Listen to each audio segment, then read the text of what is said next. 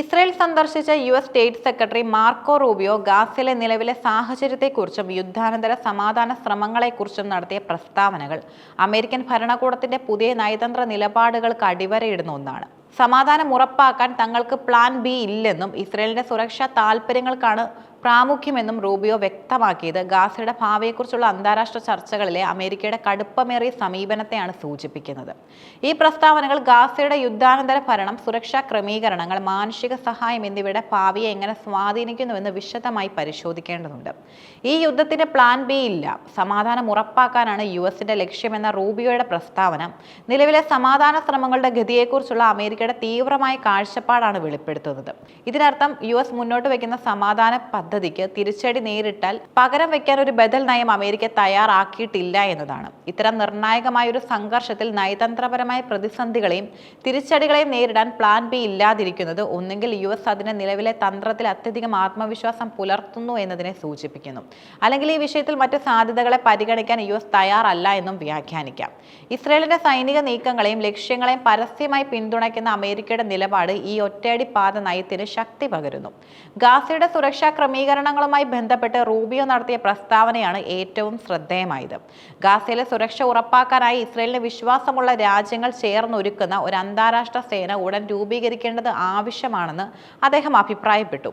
അന്താരാഷ്ട്ര സമാധാന സേനകളെ വിന്യസിക്കുക എന്നത് സംഘർഷ മേഖലകളിൽ പതിവാണെങ്കിലും ഇവിടെ അതിന്റെ രൂപീകരണത്തിനുള്ള മാനദണ്ഡം ഇസ്രയേലിന്റെ താൽപര്യങ്ങളെ മാത്രം ആശ്രയിച്ചിരിക്കുമെന്ന സൂചനയാണ് അമേരിക്ക കൂടുതലും നൽകുന്നത്. ഹമാസ് ആക്രമണങ്ങളുടെ പശ്ചാത്തലത്തിൽ ഗാസയുടെ നിയന്ത്രണവും അതിർത്തി സുരക്ഷയും സംബന്ധിച്ച ഇസ്രയേലിലുള്ള ആശങ്കകൾ ന്യായീകരിക്കുന്ന നിലപാടാണ് അമേരിക്കയ്ക്കുള്ളത്.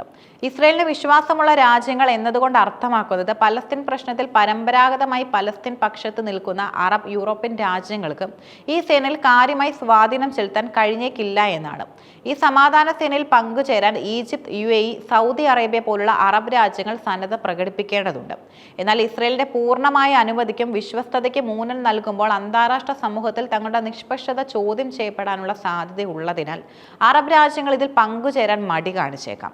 ഇസ്രയേലിന്റെ താൽപര്യങ്ങൾക്കനുസരിച്ച് മാത്രം ഒരു അന്താരാഷ്ട്ര സേന രൂപീകരിക്കപ്പെടുന്നത് അതിന്റെ സർവ്വദേശീയതയും നിഷ്പക്ഷതയും ചോദ്യം ചെയ്യപ്പെടാൻ ഇടയാക്കും.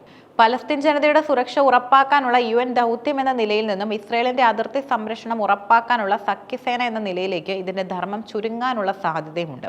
ഗാസയിലെ മാനുഷിക സഹായ രംഗത്തെ ഏറ്റവും വലിയ ഏജൻസിയായ UN റിലീഫ് ഏജൻസിയായ UNRWAക്ക് ഭാവിയിൽ ഗാസയുടെ പുനർനിർമ്മാണത്തിൽ പങ്കുണ്ടാവില്ലെന്ന അമേരിക്കൻ നിലപാട് റൂബിയോ വീണ്ടും വ്യക്തമാക്കി. ഹമാസ് ഭീകര സംഘടനകളുമായി ബന്ധമുള്ള ഏജൻസികൾക്ക് ഗാസയുടെ പുനർനിർമ്മാണത്തിൽ സ്ഥാനം നൽകാനാവില്ല എന്ന റൂബിയോയുടെ പ്രസ്താവന UNRWA ജീവനക്കാർക്ക് ഹമാസുമായി ബന്ധമുണ്ടെന്ന ഇസ്രയേലിന്റെ ആരോപണങ്ങളെ പൂർണ്ണമായും അംഗീകരിക്കുന്ന ഒന്നാണ്. ഈ ആരോപണങ്ങളെ തുടർന്ന് നേരത്തെ തന്നെ ഇസ്രയേൽ ഏജൻസിയെ നിരോധിച്ചിരുന്നു. UNRWA ഗാസയിലെ അടിസ്ഥാന സൗകര്യങ്ങൾ, വിദ്യാഭ്യാസം, ആരോഗ്യം, ഭക്ഷ്യസഹായം എന്നിവയുടെ നട്ടെല്ലാണ്. ഏതാണ്ട് 2 ദശലക്ഷം പലസ്തീൻ അഭയാർത്ഥികളെ ആശ്രയിച്ചിരിക്കുന്ന ഈ ഏജൻസിയെ പൂർണ്ണമായും ഒഴിവാക്കുന്നത് ഗാസയുടെ മാനുഷിക പ്രതിസന്ധിയെ കൂടുതൽ രൂക്ഷമാക്കിയേക്കാം. UNRWA ഒഴിവാക്കുമ്പോൾ ഗാസയുടെ പുനർനിർമ്മാണത്തിനും സഹായ വിതരണത്തിനും വേണ്ട ബദൽ സംവിധാനം എന്തായിരിക്കുമെന്ന ചോദ്യം അന്താരാഷ്ട്ര സമൂഹം ഉന്നയിക്കുന്നുണ്ട്.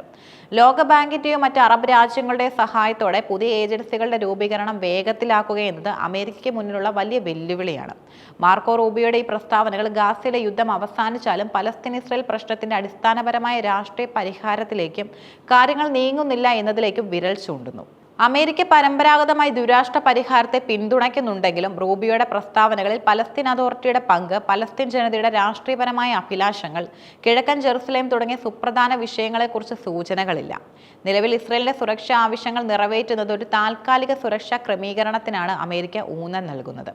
സ്റ്റേറ്റ് സെക്രട്ടറിയായ റൂബിയോ ഇസ്രയേലിനോട് ശക്തമായ ചായ്വുള്ള നിലപാടുകൾ മുമ്പ് സ്വീകരിച്ചിട്ടുള്ള നേതാവാണ്. അദ്ദേഹത്തിന്റെ ഈ പ്രസ്താവനകൾ അമേരിക്കൻ വിദേശ നയം ഇസ്രയേലിന്റെ സുരക്ഷാ താൽപര്യങ്ങളിൽ കേന്ദ്രീകരിക്കപ്പെടുമെന്ന സൂചനയും നൽകുന്നു. ഗാസയുടെ ഭാവിയെക്കുറിച്ചുള്ള അമേരിക്കയുടെ ഈ പ്ലാൻ എ നിലപാട് മറ്റ് ലോകശക്തികളായ ചൈന, റഷ്യ, യൂറോപ്യൻ യൂണിയൻ എന്നിവയുമായി നയതന്ത്രപരമായ തർക്കങ്ങൾക്കും വഴിവെച്ചേക്കാം.